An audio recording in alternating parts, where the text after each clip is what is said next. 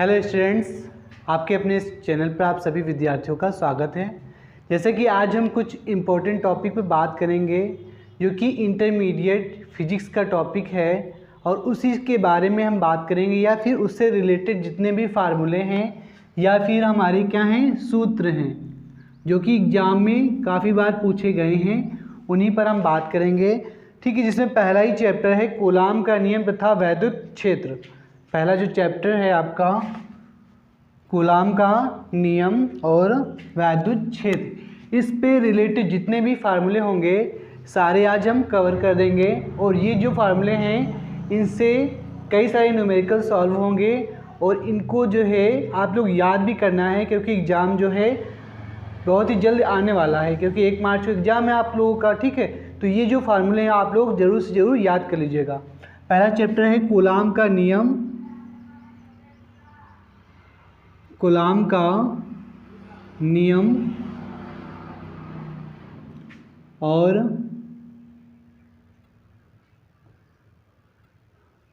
वैद्युत क्षेत्र। ठीक है, तो इसमें से सबसे पहले वैद्युत क्षेत्र, सबसे पहला जो फार्मूला है आप लोग याद करना कि जो धारा होती है वैद्युत धारा, वैद्युत धारा equal to I equal to Q, coulomb आवेश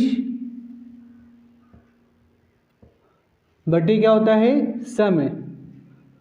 ठीक है, आई इजकल टू होता है क्यू अपान का टी। एक फार्मूला यहाँ से ही निकल जाएगा, आई इजकल टू क्यू अपान का टी, जहाँ पर क्यू क्या है आवेश है, टी समय, जितने समय में आवेश जो है किसी तार में या फिर परपथ में बह रहा है। आई क्या है बहने वाली धारा। ठीक है, कितने समय, ये हमारा समय बताता है टाइम, और ये आवेश है, ये क्या है धारा है। तो यहाँ से दो धारा का मात्रक होता है वो हमारा होता है एम्पियर। क्या मात्रक होता है ये हमारा एम्पियर होता है। आप लोग जो है बढ़िया से तैयारी कीजिए क्योंकि अगर इंटरमीडिएट ही अच्छे से निकलेगा, अगर इंटरमीडिएट अच्छे से निकलेगा उसके बाद जितने भी कॉम्पिटिटिव एग्जाम होंगे ये सभी फार्मूले छोटे छोटे जरूर से ज़रूर देखने को मिलेंगे। छोटे हैं लेकिन ये क्या है बहुत ही इम्पोर्टेंट है। तो यहाँ से धारा का मात्रक क्या हो जाएगा एम्पियर हो जाएगा, और ये हमारे क्या है आवेश, आवेश का मात्रक होता है कूलाम। क्या होता है हमारा मात्रक कूलाम, और टी क्या है समय है, समय का मात्रक क्या कर लें सेकेंड, यहाँ से कितने सेकेंड में आवेश का प्रवाह हुआ है। तो यहाँ से कूलाम बराबर हो जाएगा, कूलाम बराबर एम्पियर और इंटू का सेकेंड, इंटू का क्या हो जाएगा सेकेंड। तो यहाँ से आवेश का जो मात्रक है या फिर आवेश का मात्रक हो जाएगा एम्पियर इंटू सेकेंड। ठीक है, तो यहाँ से ये फार्मूला इम्पोर्टेंट है।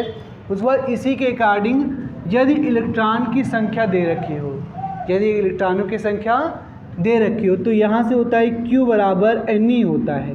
Q बराबर क्या होता है Ne, जहाँ से N क्या है इलेक्ट्रॉनों की संख्या, इलेक्ट्रॉनों की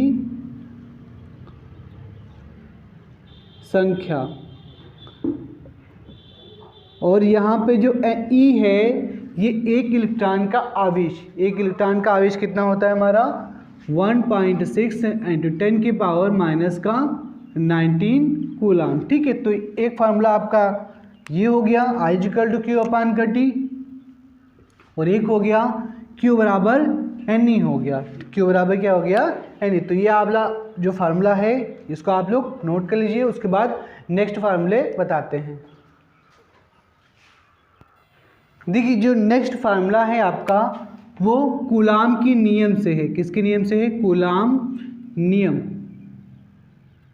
ठीक है, कूलाम का नियम क्या था, इन्होंने कहा कि दो आवेश ले लें अगर Q1 Q2 और इनकी बीच की दूरी क्या है R है, इनकी बीच की दूरी क्या है R है, तो लगने वाला जो बल होगा, हमारा जो बल होगा F equal to 1/4 pi r0।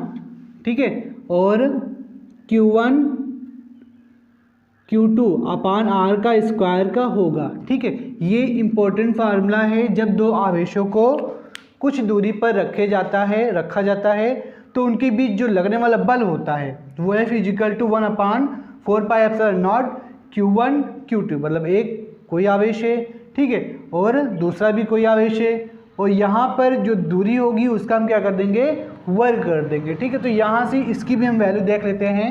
1/4 pi epsilon not, 1/4 pi epsilon not की जो वैल्यू होती है 9 गुणे 10 की पावर 9, 9 गुणे 10 की पावर 9 न्यूटन मीटर स्क्वायर, क्या होगा, न्यूटन मीटर स्क्वायर पर कूलाम स्क्वायर, ठीक है।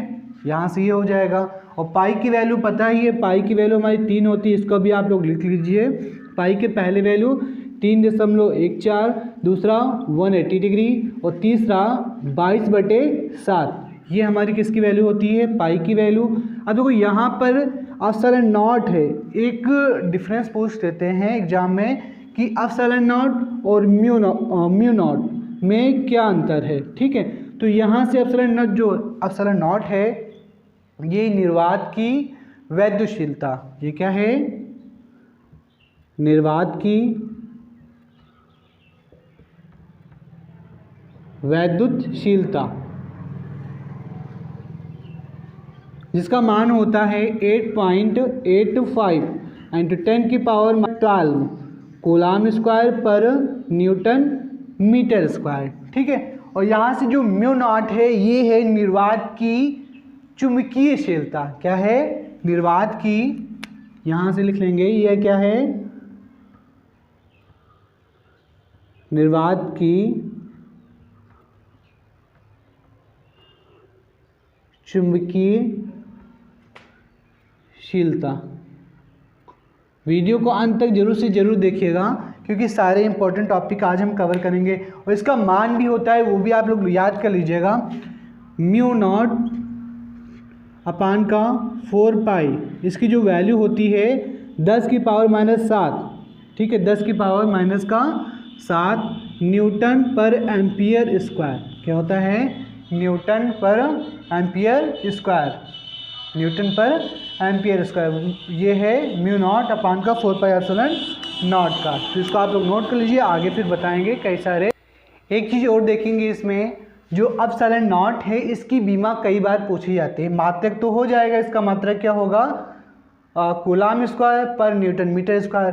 अब इसकी जो है बीमा पूछ लेते हैं कि एप्सिलॉन नॉट की बीमा क्या होगी। तो इसकी बीमा आप लोग लिख लीजिएगा, इसकी बीमा होती है m की पावर -1, m की पावर -1 और l की पावर -3, l की पावर -3, t की पावर 4 और a की पावर 2, ठीक है, a की पावर कितना हो जाएगा, 2। तो ये हमारी क्या होती है, एप्सिलॉन नॉट की बीमा होती है m की पावर -1, l की पावर -3 और t के पावर 4 और a का स्क्वायर। तो इतना टॉपिक केवल था कूलाम के नियम से, और यहाँ पर हमने समझा भी दिया कि निर्वात की चुंबकीयशीलता और इसका जो है मान है ना, न्यूटन पर एम्पियर स्क्वायर, ठीक है। तो इतना आप लोग नोट कर लीजिए या फिर स्क्रीनशॉट ले लीजिएगा। एग्जाम जो होने वाला है 1 मार्च को, काफ़ी काम ये सब आएगा, ठीक है, इसको आप लोग नोट कर लीजिएगा। आगे देखिए, एक है आपका नेक्स्ट जो फार्मूला है, अगला फार्मूला है वैद्युत क्षेत्र की तीव्रता पर आधारित, वैद्युत क्षेत्र की तीव्रता,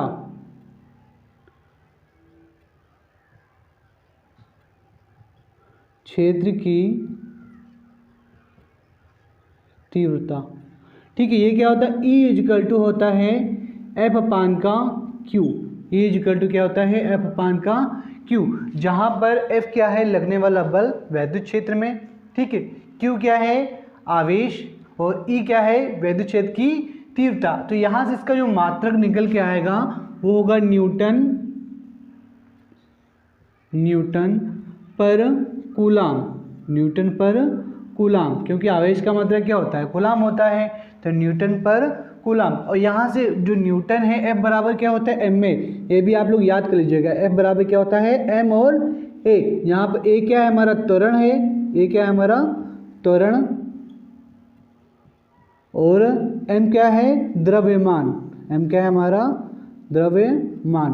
देखिए, त्वरण का मात्रक होता है मीटर पर सेकेंड स्क्वायर, मीटर पर सेकेंड स्क्वायर, और द्रव्यमान का मात्रक क्या होता है, किलोग्राम, इसका मात्रक क्या होता है? किलोग्राम।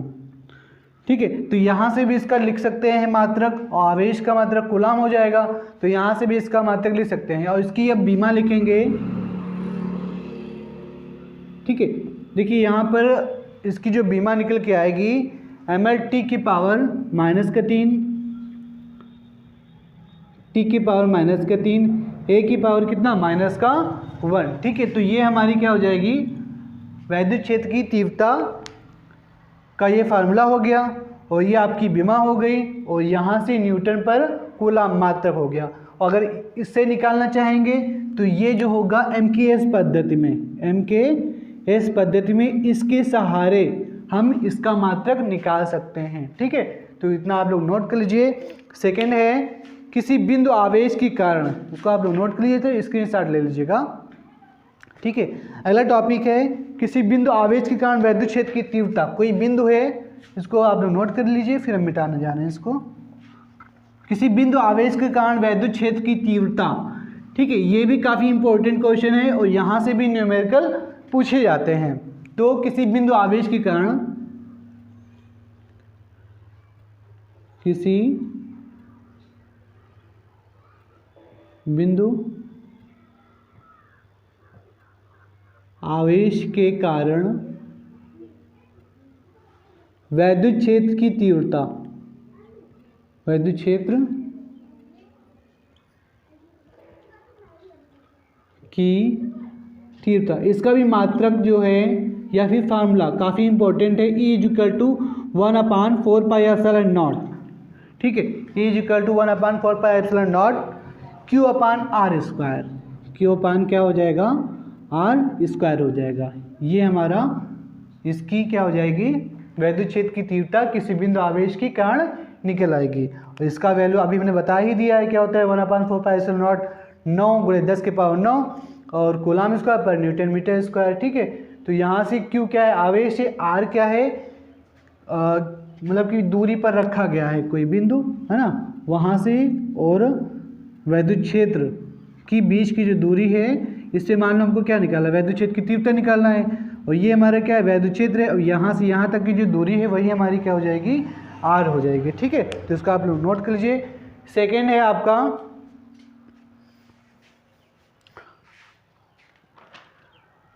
वैद्युत द्विध्रुव क्या होता है। ठीक है, इसको आप लोग नोट कर लीजिए। अगला जो इंपॉर्टेंट फार्मूला है वैद्युत द्विध्रुव का, वैद्युत द्विध्रुव, द्विध्रुव। ठीक है, ये होता है P = 2QL। P = क्या होता है? 2QL। ठीक है, इसके हम डिफिनेशन इस प्रकार निकालेंगे कि दो जो है आवेश किसी अल्प दूरी पर रखे हैं, है ना, और उनका जो है मान क्या है? एक धनात्मक है, एक क्या है? ऋणात्मक है। तो वो हमारा क्या कहलाएगा? वैद्युत द्विध्रुव कहलाएगा। ठीक है, ठीक है, एक बार और समझेंगे कि मान लो कि ये हमारा क्या है? कोई बिंदु है, यहाँ प्लस चार्जर रखा है, यहाँ पर माइनस चार्जर रखा है। ठीक है, ये हमारा बिंदु है P। अब इस बिंदु पर हमको क्या निकालना है? वैद्युत द्विध्रुव निकालना है। तो एकांक तार की लंबाई और दोनों में से केवल एक आवेश, केवल और केवल एक आवेश का गुणनफल ही क्या कहलाएगा? वैद्युत द्विध्रुव कहलाएगा। P = 2QL। ये L क्या है? तार की लंबाई है। Q क्या है? दोनों में से कोई एक आवेश। ठीक है, तो यहाँ से इसका जो है मात्रक लिख सकते हैं कूलाम मीटर। मात्रक क्या हो जाएगा? मात्रक हो जाएगा कूलाम और मीटर, कूलाम मीटर। ठीक है, और इसकी जो बीमा होगी वो हो जाएगी आपकी LTA, LTA। ठीक है, इतना आप लोग नोट कर लीजिए। और दूसरी वीडियो पाने के लिए चैनल को सब्सक्राइब कर लीजिएगा। वीडियो पसंद आए तो वीडियो को लाइक कर लीजिएगा और ज़्यादा से ज़्यादा शेयर कर लीजिएगा। धन्यवाद।